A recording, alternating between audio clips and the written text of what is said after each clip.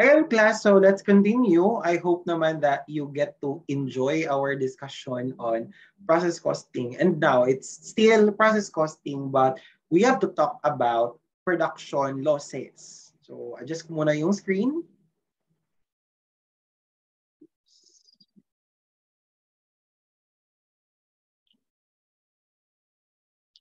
Ayan. During the production process, merong certain number of units dyan which could be treated as production loss. But when we say production loss, hindi naman talaga siya literally na nawala as to production, but it may be treated as a loss kasi hindi niya na-meet yung quality standards. Thus, it's treated as damaged units. So, hindi mo siya maibibenta or treated like any normal finished goods. So with that, the question is, how do we account? But before answering the question about how do we account, let us first know ano yung mga normal um, classifications because we'll get to encounter the term normal loss and we will also encounter the term abnormal loss. Okay. The term loss could be synonymous with terms as spoolage and shrinkages. So it's the same treatment. It would just be a question whether it's normal or abnormal. So when you get to encounter the term normal loss, so those are losses within expectation. Hindi naman po ganyan ka-perfect ang ating processes. And it's normal, as the term says, to put a certain expectation on allowance for damages. And that's what we charge as normal losses. So if you encounter normal lost units, the cost attributed to that will just be adjusted to your cost of production. So kumbaga, that will be absorbed by your good units if yung losses are classified as normal. However, when you also encounter abnormal losses, which are losses beyond what you expect, then kasi it's already beyond what you expect. It's something that baka nagkaroon ng production failure or hindi na-observe yung protocols. So with that, hindi dapat mag-suffer yung good units mo. That's why whatever na cost na pwede mo ma-allocate sa kanya shall be charged as period cost. So papasok siya immediately to your cost of goods sold. Ito.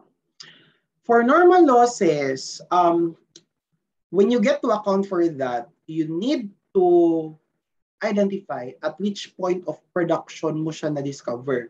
Because doon din magpa-pattern yung calculation mo for equivalent units of production.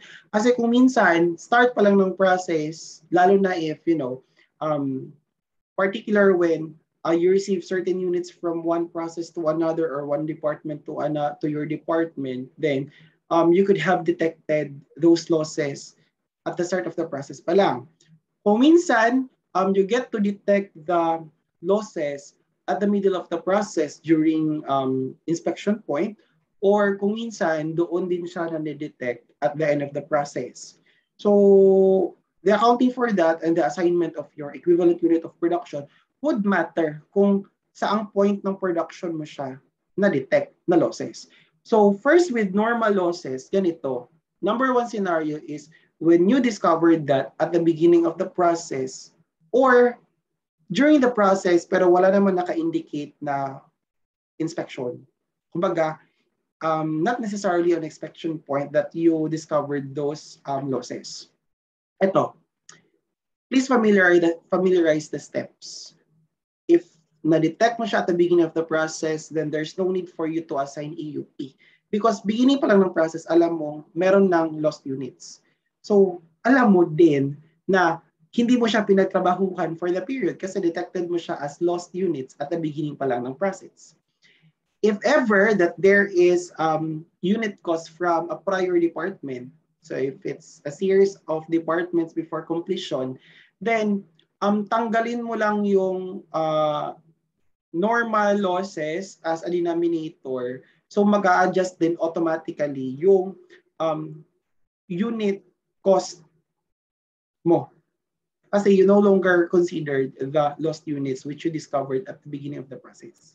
So that's actually by simple logic. If ever naman that you discover the units lost upon inspection, tapos yung units in process have also reached the inspection point, ang mangyayari dito, you allocate the cost of normal losses both to your completed units at saka sa iyong work in process inventory. Bakit? Kasi na-detect mo yung losses upon inspection, and on the inspection point, nakaabot na rin doon yung work in process end. Therefore, yung normal losses ay attributable both to what you already completed and another to still in process kasi nga umabot na siya to your inspection point. So if that's the case, you assign work done to lost units but only to the point of inspection. As to materials, it would matter also kung saang point ina-add yung materials. But as to conversion cost, then it would be upon the point of inspection.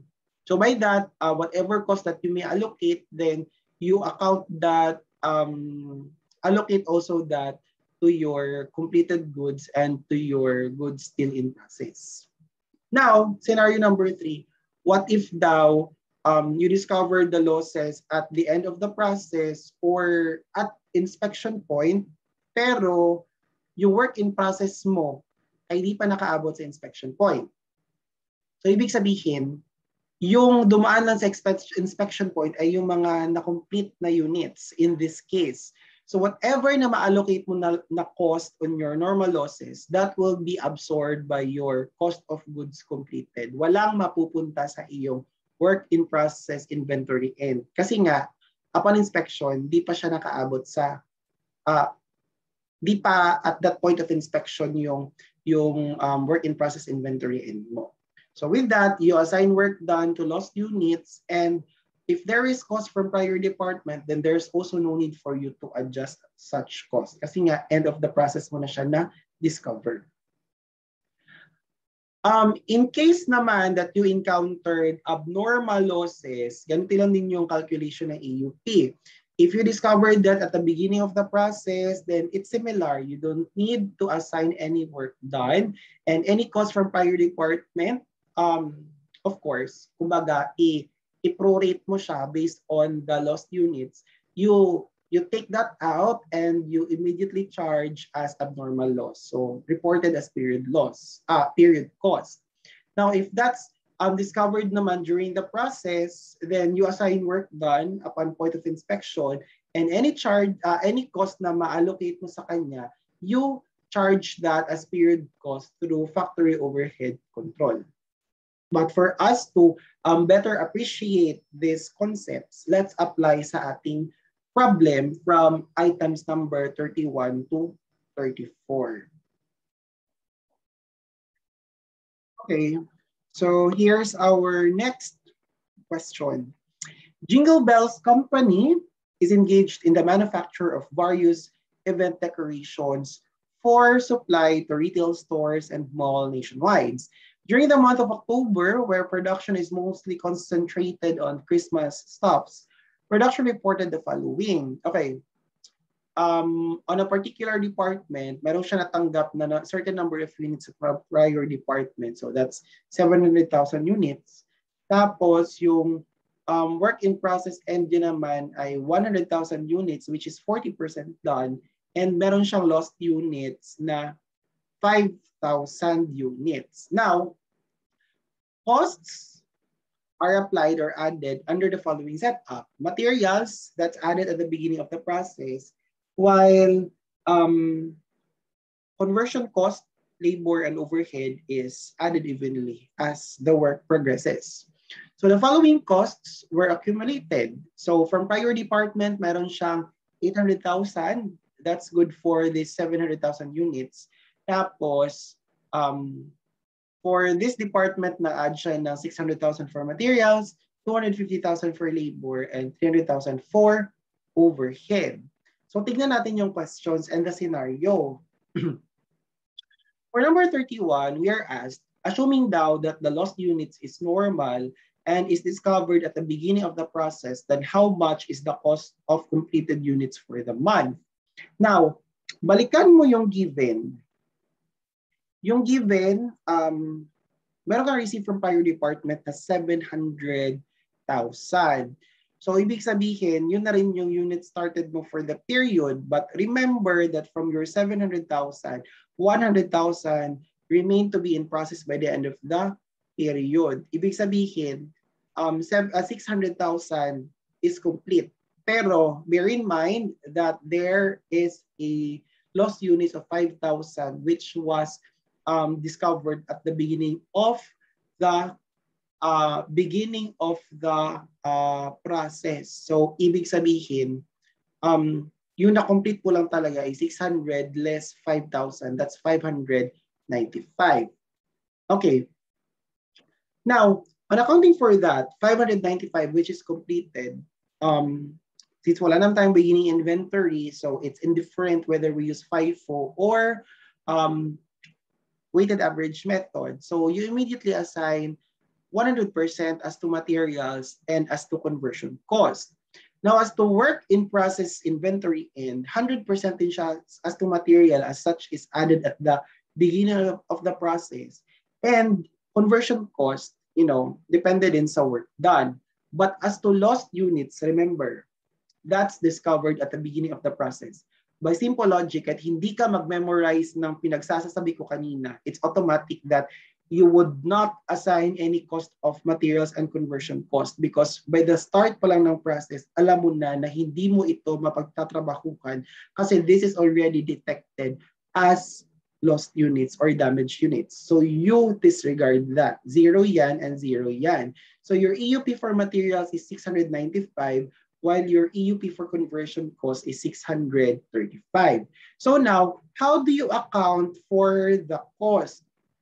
Eto, remember that from prior department, merong na forward na cost na 800,000.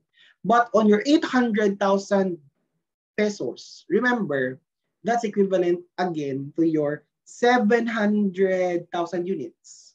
But on your 700,000 units, 5,000 is already lost and discovered at the beginning of the process.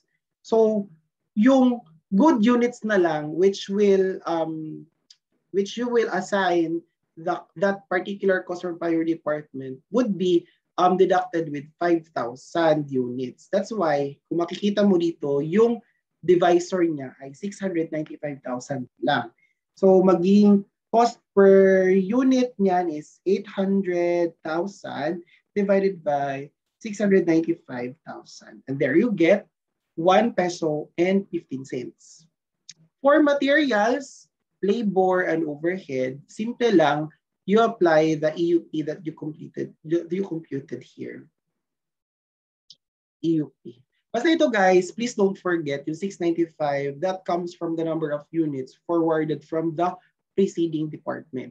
Tinanggal mo lang yung lost units which you discovered at the beginning of the process. Whereas itong mga EUP na ito, that's based on your computation here.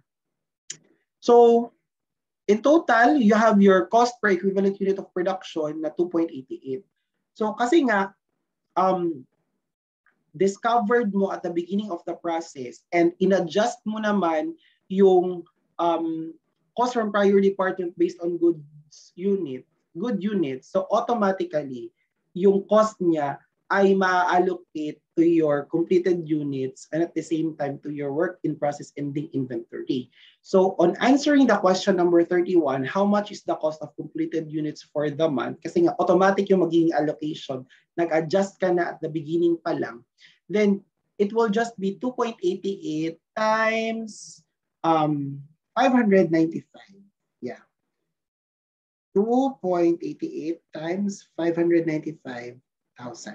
There you get approximately 1,713,915. So yun, That's how simple it is to calculate if you discovered the damages at the beginning of the process.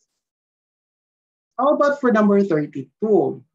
So, assuming that the lost units is normal and is discovered upon inspection at the end of the process, how much is the cost of completed units for the month? Ang nilagay, inspection point, is upon the end of the process. So, uh, anong set or anong group lamang ba ng inventories mo ang nakaabot sa end of the process? Yung na-complete mo lang. Kasi nga, si work in process end is still 40% done. So, hindi pa siya nakaabot doon sa end of the process. Meaning to say, itong lost units under number 32 is attributable only to your goods completed. So, if that's the case, kasi nga, doon na siya na-discover in the end, you still assign equivalent units of production, but whatever cost that you may allocate to your lost units, you charge all of which to your cost of goods completed. Kasi nga, everything na na-lost ay attributable to what's completed because inspection is at the end of the process. So it's as if pinatrabahuhan mo pa rin siya, pero at the end of the process, na-discover mo na nawala pala siya. So i-absorb lang niya kung saan siya attributable. So with completed, same lang din dito na production flow, 100%, 100%, work in process and 100% as to materials and 40% as to conversion cost. And to your lost units, balikan ko na naman ulit para for mastery purposes. Kasi nga, doon siya na-discover at the end of the process, then you assign 100% cost for units for materials and also 100% for conversion cost. So it's going to be a total of 700,000 EUP for materials and 640,000 EUP for conversion cost.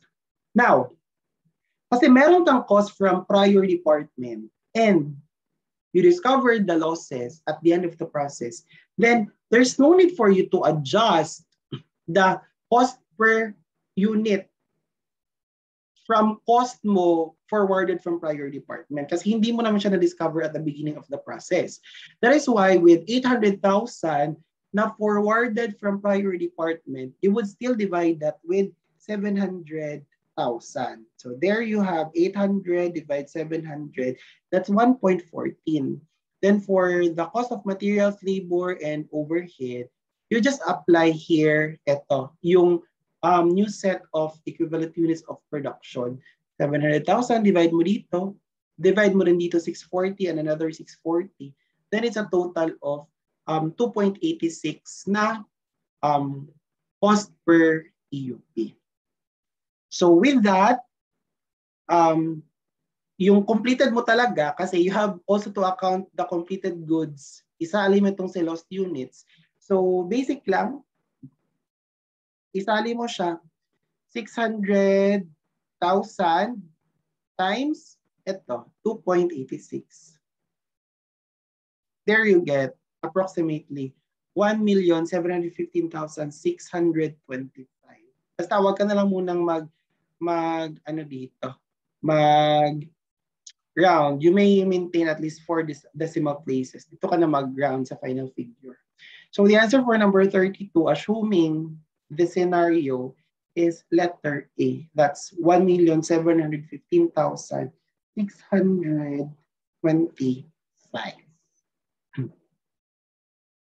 Ayan, actually medyo madali lang siya. I-try naman natin number 33. Ano yung scenario? Okay. Assuming that the lost units is abnormal and is discovered at the beginning of the process, then how much is charged to abnormal loss? Actually, napakadali. Kasi it's abnormal loss. Pag abnormal loss, i-carve out mo lang immediately yung traceable na cost niya. And there's no need for you to proceed to another set of computation. So kasi nga, na-discover mo siya at the beginning of the process. Actually, pwede mo nang hindi na to i-calculate to mga EUP.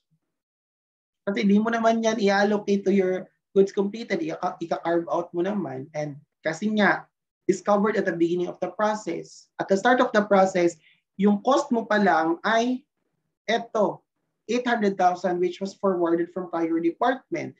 And that is equivalent to 700,000 na units from prior department. So you have 1.14. Multiply mo na lang yung si 1.14 to 5,000 units na lost. So there you get abnormal loss approximately of 5,714. Carve out mo na yan. And when you proceed with the calculation of cost for the work done in the department, then as if kinalimutan mo na yung 5,000 kasi kinarve out mo na siya. And that would be reported na as part of your period cost.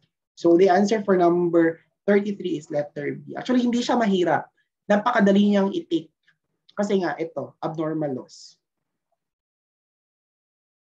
For number 34, ito, assuming that the lost units is still abnormal but is discovered at the end of the process, then how much is charged to abnormal loss? So ito, kailangan mo talaga mag-prepare ng production flow but it's still the same as kanina. As if pinagtrabahuhan mo and you discovered it at the end of the process. So, still pa din yung goods completed mo na good yung quality, 595, you assign 100% for materials and conversion cost. As to ending balance, you assign 100% for materials but only 40% to conversion cost. And for lost units, as if nga pinagtrabahuhan mo, you also assign 100% for materials and conversion cost. So you have the corresponding AUPs of 700,000 here and 640,000 here. Kasi nga, ulit, you discovered it at the end of the process, then you don't adjust the cost per AUP from cost forwarded from prior department. So it's still, ito, 800 divide 700,000, 1.14. Then you also apply EUPs from other cost components. Actually, makikita mo siya, same breakdown ito with number 32. But whatever amount that you can assign to your lost units, that's 2.86. 2.86, ito, 2.86 times 5,000 units. Whatever that amount is, you carve that out and you charge to abnormal loss to your period cost. So hindi yan i-absorb ni cost of goods completed. So ika-carve out mo yan and that's equivalent to letter C, 14,297. So yun lang, napakadali. Actually guys, hindi naman talaga siya mahirap. Kailangan mo lang i-organize yung sarili mo as to what particular steps that you need to follow if the case is ganito, if the case is ganito. It's actually the same technique that I tried to infuse to you when we had discussion on joint arrangement. I still remember na I gave scenarios, what should you do if ganito? Ganito yung first level of checking, second level of checking, third level of checking. Pag sure ka na, then ito yung ipa-follow mo na set of procedures to calculate. So it's just the same as here. Evaluate po muna before you proceed on how to calculate. So there we end our discussion for the introduction of cost accounting and also with job order costing and process costing. I hope naman that you got to learn so much for our discussion today.